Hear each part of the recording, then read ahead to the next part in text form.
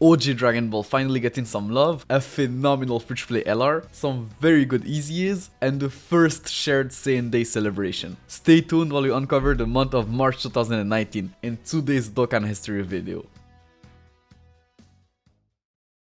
The month of March started with some new teasers, a teaser for the next Dokkan Fest. OG Dragon Ball was finally going to get the respect they deserve. Crazy to think that it took them 4 years to give OG Dragon Ball a Dokkan Fest card, I guess better late than never, but yeah, a new Dokkan Fest Kid Goku was on the way. They also at the same time teased the final story event for the free-to-play Kid Goku, and it looked like he was going to awaken into an LR Kid Goku in a rally, which was definitely not something we expected. The celebration was out the next day, and it had your typical Logan bonus campaign and missions that gave Dokkan event keys, which was obviously very good. The new units were out the next day, and bro, they were all so good. Dokkan Fest Kid Goku was a phenomenal TUR. He introduced Dragon Ball Saga and youth categories into the game. The Dragon Ball Saga was, as you would probably guess, not that good. Like, this was the first quote-unquote premium unit that category got. And for the youth category, it was actually alright, and it had the potential to be even better in the future, since we were for sure going to get new Gotenses and Kid Gohans later down the line. As for his kit, he had a 30% chance of stunning the enemy on super for 2 turns, had 77% attack and defense at the start of turn, gained 59% attack, the more HP he had the greater the boost, and 59% defense. The less HP he had the greater the boost. Those buffs, as far as I remember, weren't calculated separately, but they were still decent. He then gained 1 key and 10% attack and defense up to 59% at the start of each turn, something that actually helped him stay relevant during the legendary Goku event meta, and perform the critical hit when below 59% HP, which was crazy because he had an active skill attack, and his active skill could be activated when below 59% HP, with no turn restriction. So this guy was just insane in Super Hard Road. Like, that active skill was just monstrous there. It did so much damage with the guaranteed crit, and when you couple it with the fact that he could stun on super, that guy was just an SBR beast. And bro, I'm not an OG Dragon Ball fan, but even I can't deny that his active skill animation was sick. Just look at that.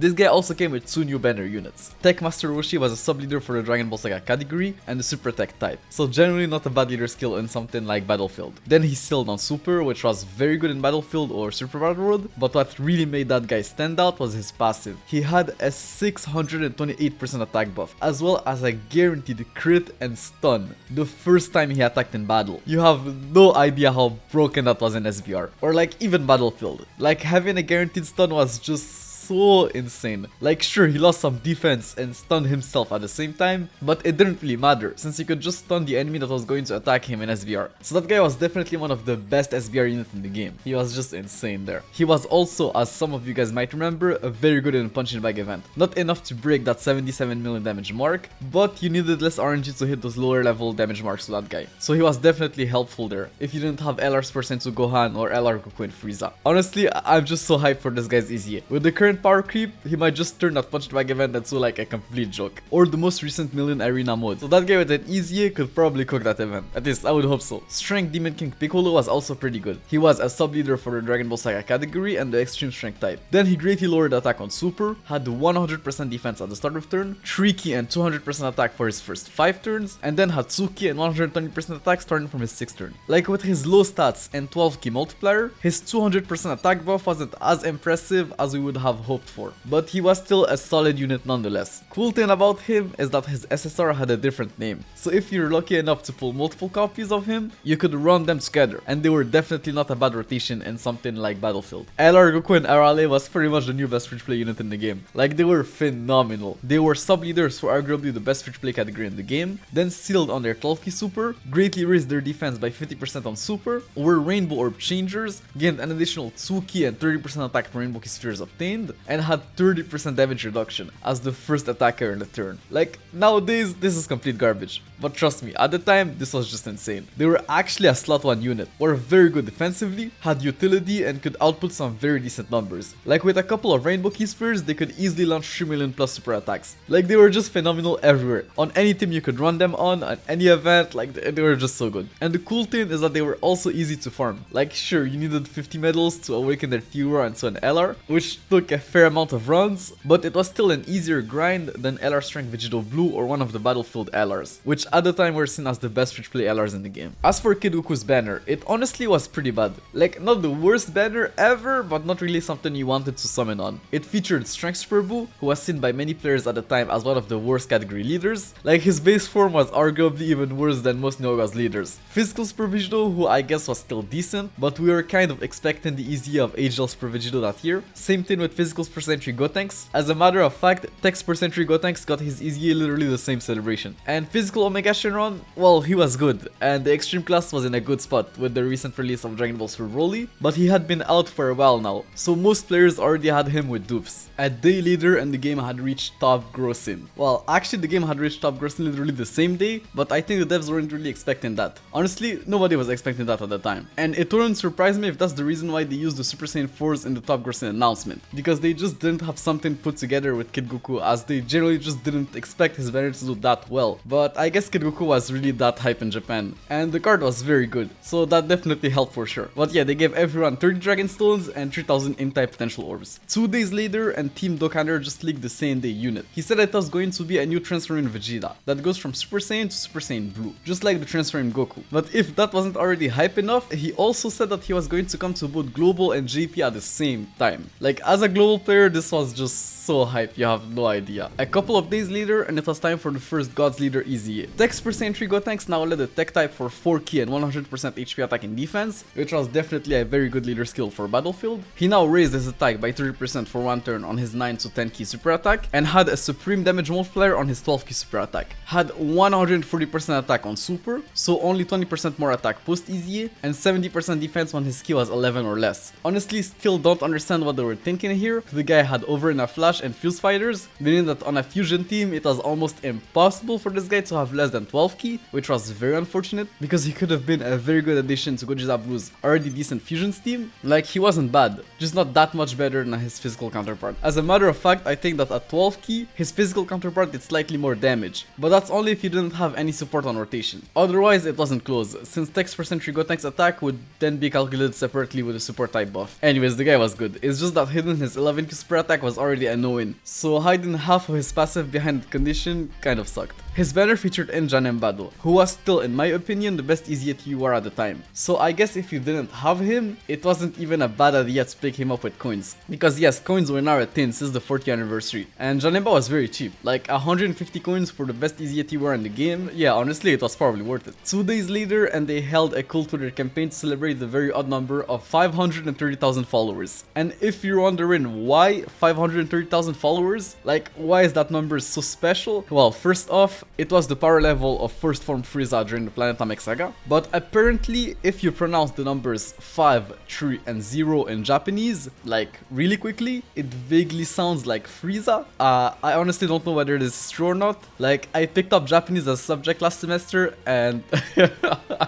and dropped it almost immediately because of how hard it was. Like bro, that language is just something else. So big shout out to the homie Guresh, Minato, all those people who learn Japanese, because bro, that language is just like, you guys have no idea. Like it's very hard. We also had the Dokkan event teaser for the upcoming transfer in Vegeta, a card that Dokkan completely leaked the same day. And not only did he leak the whole kit of transfer in Vegeta, he leaked the kit of his side banner unit, as well as the easiest of that upcoming celebration. Bro, leaks at the time were just something else. Like it was crazy, bro. The next day, and we had the 29th World Tournament with a new awakening and a new trophy card. Strength Person Goku was honestly not bad. Like he had an okay sub leader skill for the super strength type, had a 50% chance of turning the attacked enemy on super, had 2 key and 100% attack at the start of turn, and gained 100% defense on super. Like his stats were low, so he wasn't anything crazy, but his stun on super could be very helpful in SBR or Battlefield. He also had a super cool super attack animation, the Super God Shock Flash I think, which is basically just an homage to Bruce Lee's his 1-inch punch. That punch is just so cool. Strength Goku Black, the new World Tournament reward card, was actually pretty good. Like, he lowered attack and defense on Super, gave Future Saga category allies 20% attack and 10% defense, and Time Travelers category allies 20% attack and 10% defense, meaning that if a character was in both categories, he was getting 40% attack and 20% defense. And with the amount of overlap those two categories had, a lot of units were getting both buffs, including every version of Goku Black. So this was very good. And he also gained 15% defense up to 60% per attack received, a buff that was actually calculated separately, giving him a total of 92% defense fully built up. So yeah, he was good. Some people even dared to say that this guy was better than in Goku Black, which in my opinion was just crazy. Like, this new Goku Black was good, but in Goku Black was still better offensively and defensively due to his higher TOR stats. But I guess this one had more utility in like shorter events, I guess. 2 days later, and it was time for the same day celebration. The celebration started with your typical Loganimalist campaign, but this time around it gave you 2 copies of a new Vegeta's Family Crest item that you could exchange in the Baba shop for copies of the Gali God Vegeta and Trunks. 2 units that actually got their easy the next day, and they were actually pretty good. So being able to pick 3 copies of these cards was just so good. Text % Blue Vegeta was now a Rainbow Leader, which was definitely useful in Battlefield. Raised all allies attack by 30% for 1 turn on Super, had 2 key and 90% attack and defense at the start of turn, gave all allies 30% attack and defense with 2 or more Vegeta's Family category allies on the team, including himself, so you just needed another Vegeta's Family category ally on the team for his support type buff to proc. So yeah, that guy was very good. Trunks was a little better though from what I can remember. He was also a Rainbow Leader but gave more key and less stats, which was definitely a better trade-off. Then he had the same spur attack effect as Vegeta, but he gave 2 key and 30% attack and defense to all allies, and gained the 70% attack and defense with another Vegeta's Family category on the team. Like, the additional key was just so useful. And the cool thing about that card is that he shared 4 links with the LRs % Trunks, so those 2 together made an insane rotation at the time. Like, LRs % Trunks next to this guy had 7 key and 40% attack and 30% defense. Like, this was just insane. Like, this was for sure one of my favorite rotations in Dokkan's history. Their easy was also pretty easy from what I remember. They were weak against Realm of Gods category units, so you had plenty of options, but the interesting part here is that this was the first easy event to feature 2 enemies. So at first we thought that this was probably going to be like a little bit harder than like an average easy, but no, it was actually easier than the regular easy, thankfully. As for the new transfer in Vegeta, he had a phenomenal leader skill. He led the Pure Saiyans category for 3 key and 150% HP attack and defense, and the super class type for 3 key and 100% HP attack and defense. Like, both his leader skills covered probably like 80% of the game. Like, this was just insane. Like, this guy probably had like the best leader skill in the game. Like, straight up, this was just insane. Like, as for his kit, he was literally just the Vegeta's version of the transferring Goku, meaning they had the same transferring mechanic. He stacked defense on Super up until he got to his blue form, where he then greatly raised attack on Super for 1 turn, had 80% attack and defense at the start of turn, an additional 6% attack per key spheres obtained, and gained an additional 10% attack and defense and an additional 1% attack per key spheres obtained with each transformation. And when he got to his blue form, he changed all key spheres on the board to physical type key spheres, which was just insane, because it meant that turn the guy had 350% attack, and obviously all of the same type orb key spheres also healed you back to full HP. But until the legendary Goku event, we couldn't really see his last transformation. And unlike his Goku counterpart, this guy's link set was actually pretty consistent. It's only once you got to his god form that his link set drastically changed, so it was easier to build a team around this guy. And bro, he shared 5 to 6 links with Super Saiyan Blue Evolution Vegeta, so those 2 were pretty good together. And the cool thing is that you could even link him up with himself if you delayed like one of his transformation by floating it at the right time. So yeah, this was a very good card,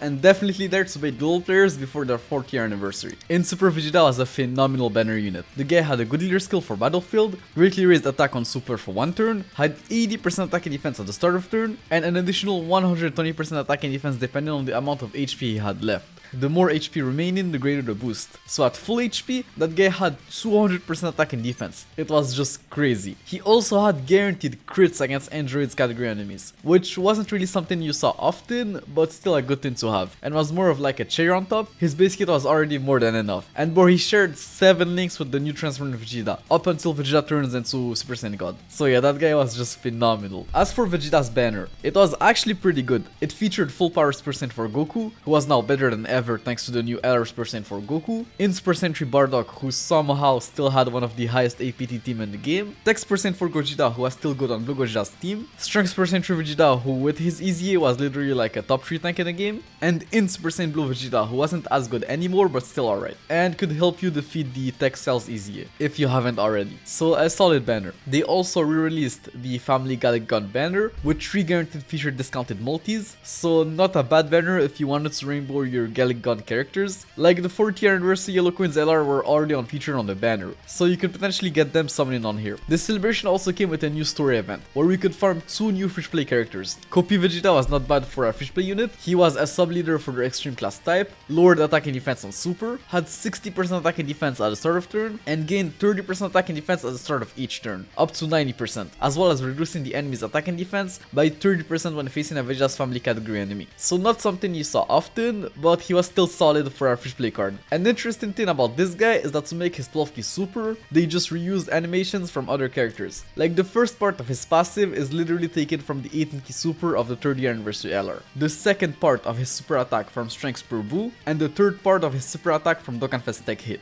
I genuinely never noticed that until now. Strength per Sentry Gotenks was a sub leader for the Super Sentry category, had 3 key and 50% defense for 5 turns from his first appearance, and had 90% attack when attacking with 12 key or more, but he was just an SSR, so his stats were too low for him to actually be viable. He was mainly just used as SA fodder for the other Super Sentry Gotenkses. Well, that's if you didn't already have them fully leveled. I remember players being mad at them dropping that story event not even a week after the Easy of Dex per Sentry Gotenks, and Kid Goku's banner that featured physical Super Sentry Gotenks, so a lot of players used Kais on those guys just for Dokkan to make their super attack farmable the same month.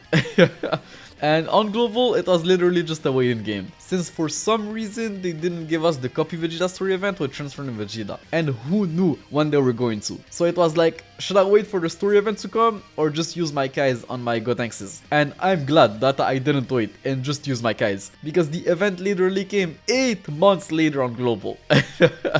8 months later, like that's just crazy. The story event also came with a new farmable currency that we could exchange in the Baba shop for various rewards, including Elder Kais. So yeah, it was cool to have another event where we could farm Elder Kais from. The new banner got top grossing the same day as expected, so JP got top grossing twice in the same month, outside of like a major celebration, which was pretty insane. I know it happened the year before with UI Goku, but that was UI Goku, and it was timed perfectly with the anime, so it was like one of the hypest releases of all time. But there it was just Kid Goku and transferring Vegeta. Like, they were hype, but not as hype as UI Goku, especially considering like the context and the time. And the game still got top grossing twice. So yeah, this was just crazy. And they gave everyone 30 Dragon Stones, 3000 physical type potential orbs, 30 characters slot, and 1 Mr. Satan diamond statue. Around the end of the month, they teased the next Dokkan Fest. And yeah, the global first hit was coming up next on JP. The month then ended with the teaser of a new retro mode for Dokkan, which was basically just an 8-bit Dokkan simulator. And definitely a better April Fool joke to whatever hell we got the previous year. Dokyun battle was really something else. But this was cool. So yeah, this is it for today. In the next history video, we'll cover the release of one of Dokkan's greatest mistake, which I've actually already made a video on, so you can check that out in the meantime. But until then, take care. Peace. On April 16, 2019, Dokkan released LR Kill and Caulifla, a unit that changed the game forever. They not only broke the meta, because look at the dude, look at the damage they're putting out, but the game itself. Oh yeah. Okay. So stay tuned while we uncover the history behind one of Dokkan's biggest mistakes.